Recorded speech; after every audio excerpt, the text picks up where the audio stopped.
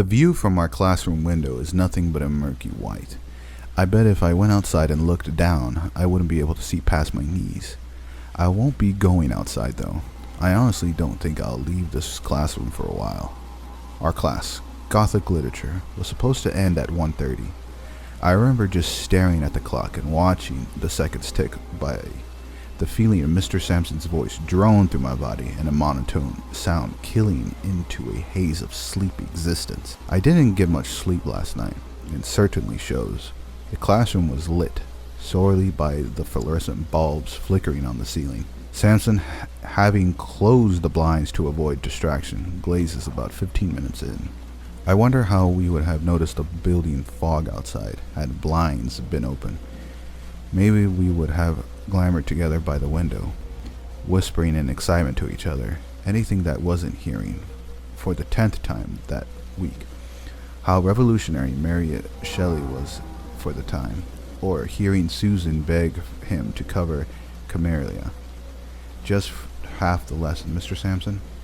It is unusual for a mess of high schoolers to grow distracted and excited at any little change. I mean, who can blame us for the constant repetition? Regardless, I've gone too far off topic. It was about 10 minutes before the bell was supposed to buzz. Significantly 7 minutes long break from our daily torture that the intercom system cracked to life. We will now be having a lockdown drill with the request everyone stay calm for the following instruction for their current teacher.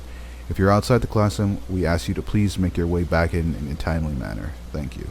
I heard the collective groans of the students who didn't want to crawl under their desk in the dark. Really, the only thing worse than this lecture is a singular sound of your deskmates breathing penetrating a heavy cover of silence.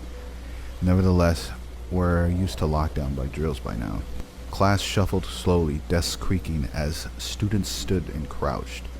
Susan shoved herself under the teacher's desk, whilst Jamie and Audrey stood shoulder to shoulder in a tiny alcove just behind the doorway. We all waited in frustrated, bated breaths, knowing that in just a few seconds we'd hear someone try the doorknob, apparently trying to scare everyone. It never works.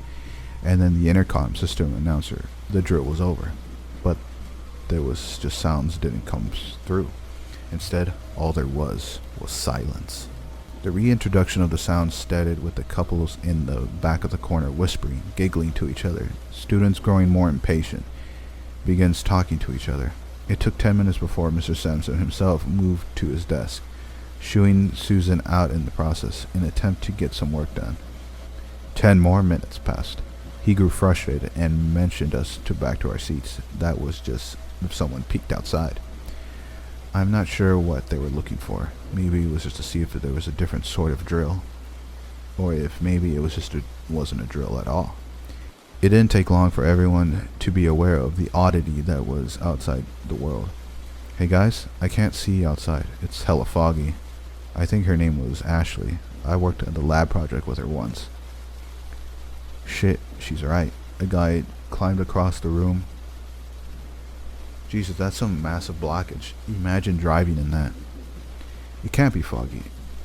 It's not even humid out. Plus, already lunchtime. It was way too early, too late for fog. Susan snorted. You know, like a smart ass.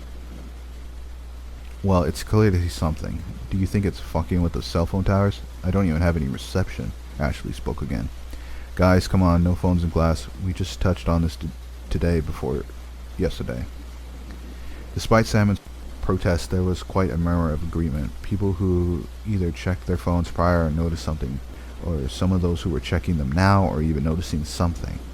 Weather does screwy things, guys, you know. I finally interjected with my own opinion. I shrugged my shoulders. A few more murmurs, slowly growing louder in volume, as friends and deskmates began talking to each other in an alternative of boredom. 5 minutes later, whether the later is doing in our phones clearly has something to do. Our electrics went out. We still had Wi-Fi, obviously that I'm writing this, aren't I? But nothing else. Lights burned out, the projector wasn't on, even the hum of the air conditioner that was hardly noticed anyone just went silent. It's around 2 o'clock. We heard the first scream. It was horrible and blood-curdling, and it came from outside. We could hear it vibrate the glass windows, cold to the touch, as I found out later, the first of many screams to come. Some kid had decided to go outside. We didn't know that yet, though Mr. Sampson had clearly had enough. I'm going to check with Miss Young next door. Stay put, lock the door behind me. I'll be back shortly. Standing from his desk, he took a brisk steps to the classroom door, exiting with confidence only with an authority figure has. We finally followed his instructions, for a while at least. Minutes ticked. Finally, around 2:30, we decided to just leave. What are they going to do? We've been left with no guidance, just a bunch of kids who totally didn't know any better, right? It was cold outside. I passed the threshold. You know, when you enter into Walmart at midnight and everything is just weird, like you're on a different planet. That's what this kind of felt like. The halls were dark, silent. The only light streaming was the double doors in Hall B, casting large shadows behind the doorways. The fog pressed against the door, almost ominously. I'm leaving. The guy that earlier that shrugged headed towards the doorway. What if the alarms turn on? The doors will sound, especially if we're on a lockdown, Ashley pointed out. The power's out. I doubt they will. He called behind him. I only looked over him and I heard the doors open. Immediately he began screaming. He jerked away from the door as if he'd been burned. The air smelled like chlorine and bleach, maybe a formaldehyde that the zoology class that he was using during the exams. The door swung shut the seconds he let go. The fog quickly dissipated. Audrey rushed over to him, trying to help him. What's the matter, Josh? She sets a hand on the shoulder before jerking her own hand back, letting out a sharp exhale if she had been burned. Because she had. She seemed to notice the situation almost instantly, shrieking back from the cowering boy in front of her, now letting out a raspy, crackling moans of pain, reminding me of someone with pneumonia. The sound of it.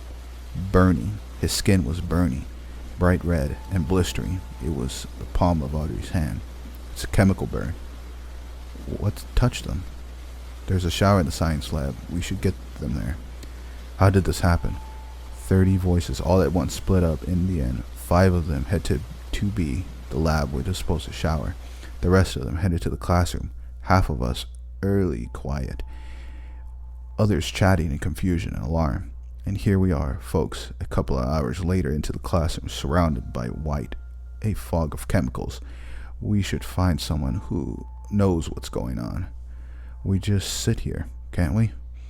And yet, what exact are we going to do? I'm posting this. You guys seem to know your way around less ideal situations.